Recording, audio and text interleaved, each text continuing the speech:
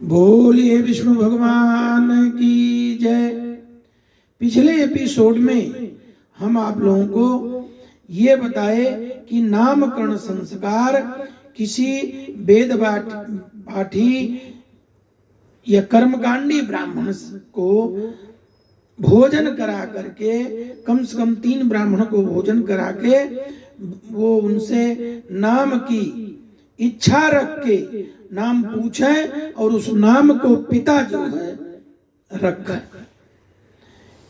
इस संस्कार के बाद फिर 6वां संस्कार आता है निष्क्रमण संस्कार। इसी में सूर्यावलोकन भी होता है। अब हम आपकी इस संस्कार की एक संक्षिप्त प्रक्रिया बताते हैं। देखिए, आचार्य पारस्कर जी ने निष्क्रमण कर्म के संबंध में 2 सूत्र दिए थे। प्रथम सूत्र चतुर्थे मास निष्क्रमणिका, द्वितीय सूत्र सूर्य मुदिच्छति तच्चुरिति, मतलब कि चतुर्थ मास में चौथे महीने में बच्चे को यह संस्कार किया जाता है। इस संस्कार में मुख्य रूप से शिशु को सूतिका गृह से बाहर लाकर सूर्य का भगवान का दर्शन कराया जाता है। अथ निष्क्रमणम नाम गृहात् प्रथम निर्गम। इसका तात्पर्य यह है कि निष्क्रमण कर्म के पूर्व शिशु को घर के अंदर ही रखा जाता है। इसका कारण यह है कि अभी शिशु की आंखें कोमल हैं, कोमलता बस कच्ची रहती हैं। यदि शिशु को शीघ्र ही सूर्य के तीव्र प्रकाश में लाया जाएगा तो उसकी आंखों पर दुष्प्रभाव पड़ेगा। इस दुष्प्रभाव से आंखों की शक्ति मंद हो जाएगी और शीघ्र ही उसका ह्रास हो जाएगा। इस कारण भारतीय नारियां बच्चे को शीशा भी नहीं देखने देती हैं, क्योंकि शीशे की चमक भी कच्ची आंखों को चौंधिया देती है। सूतिका गृह में तेज रोशनी नहीं दी जाती, इसीलिए धीरे धीरे शिशु में शक्ति संचय हो जाने से क्रम से घर के दीपक की ज्योति देखने की अभ्यस्त होकर तब उसकी आंखें बाह्य प्रकाश में गमन के योग्य होती हैं। यद्यपि बिना संस्कार का यह भी लाभ प्राप्त होना संभव है, किंतु मंत्रों के साथ इसका प्रभाव अमोघ और दीर्घकालीन होता है। शास्त्र की मर्यादा भी रक्षण होता है। अतः संस्कार के विधि के अनुसार ही करना चाहिए। इस कर्म में दिग्देवताओं, दिशाओं, सूर्य, चंद्र, वसुदेव, गगन आदि देवताओं की जलपूर्ण पात्र से आवाहन करके मंत्रों की पूजा होती है। तदंतर शंखनाद, घंटानाद के द्वारा शांति पाठ करते हुए बालक को घर में से आंगन में, जहां से सूर्य दर्शन हो सके, ऐसे स्थान में आकर किसी ताम्र पात्र में सूर्य की स्थापना करके उनकी पूजा की जाती है। तत्पश्चात सूर्य का दर्शन कराया जाता है और ब्राह्मणों को दक्षिणा, भोजन आदि कराकर इस कर्म को संपन्न किया जाता है। इसी संस्कार के उपांग कर्म होते हैं। इसी के अंदर जैसे 5वें मास में भूमौ तमपवेशयेत्, लड़के को जमीन पर बैठाना, यह बोल करके उपयुक्त वचन से भूम्य उपवेशन कर्म 5वें मास में विहित है। किंतु ऐसा न करने से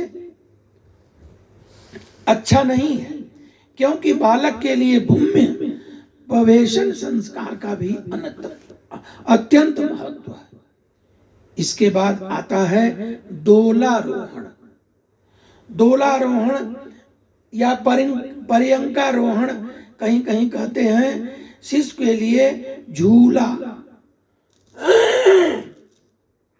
झूला हिंडोला आदि बनवाना पड़ता है। प्रथम बार माता की गोद से उतर करके बच्चा डोला पर बैठता है।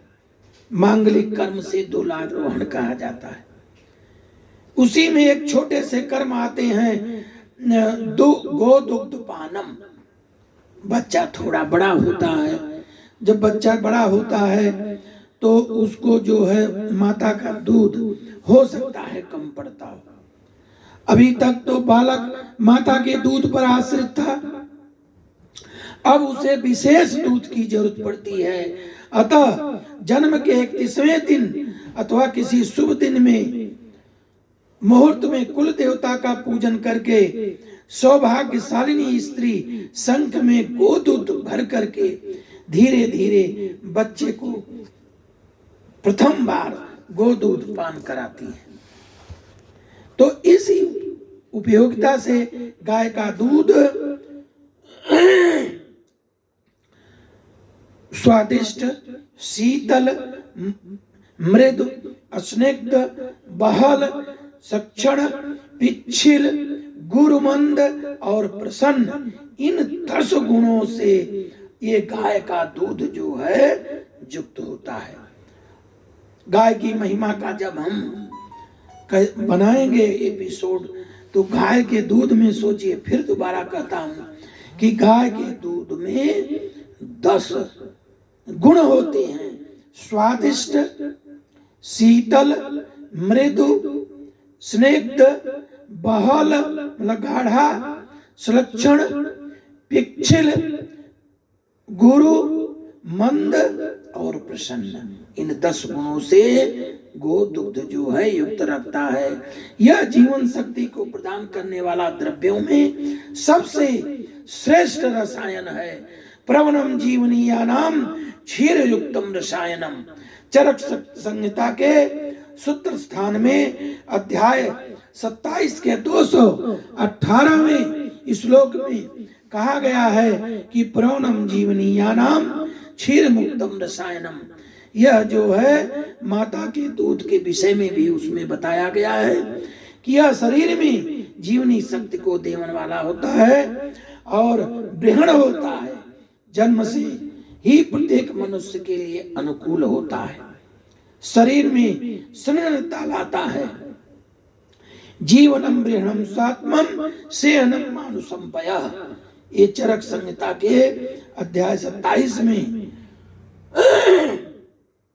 श्लोक नंबर 214 में यह दिया गया है कि जीवनम बृहणम स्वात्म्यम श्रेयनम मानुषम पयः, कि यह बहुत दूध स्निग्धता लाता है। तो गो दूध अमृत के बराबर हुआ। इसका जो है पान करना चाहिए, गो पालन करना चाहिए। बोले वृंदावन बिहारी लाल की जय।